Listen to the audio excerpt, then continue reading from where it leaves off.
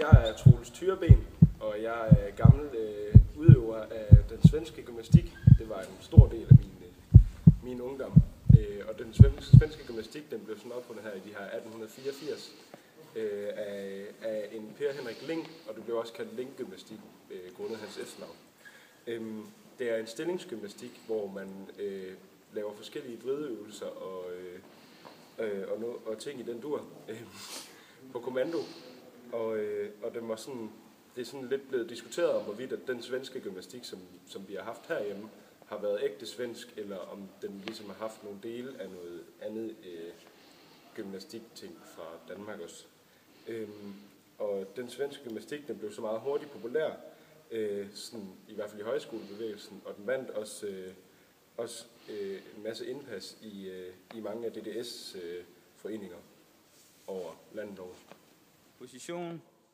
Start.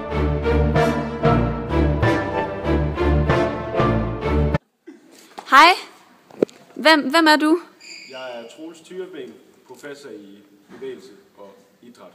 Ja, vil du fortælle os lidt om kerneværdierne inden for gymnastikken? Jamen, kerneværdierne i gymnastikken, det er jo det her med at få noget bevægelse, noget fysisk bevægelse og noget psykisk indspil i det, og så det her med det kulturelle og ligesom en dobbeltsocialisering i opdragelsen på den måde, sådan at børnene bliver sendt ud til et andet sted, og for eksempel spiller fodbold eller basket eller et eller andet. Ja. Det er ligesom sådan det, jeg vil mene var kerneværdierne i det. Ja. Okay, og hvilken betydning fik gymnastikken for sådan samfundet? Det gjorde jo, at vi fik de her højskoler, og vi fik udbredt højskolerne meget mere, i form af, at nu var det ligesom idrætten, der var i fokus, og ikke så meget alt andet. Ja, og hvilket forhold er der imellem sådan sport og gymnastikken?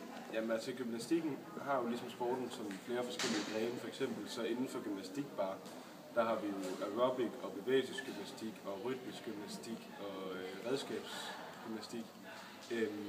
Og ja, det er jo ligesom lighederne mellem det. Det er begge to fysisk aktive ting. Og sådan.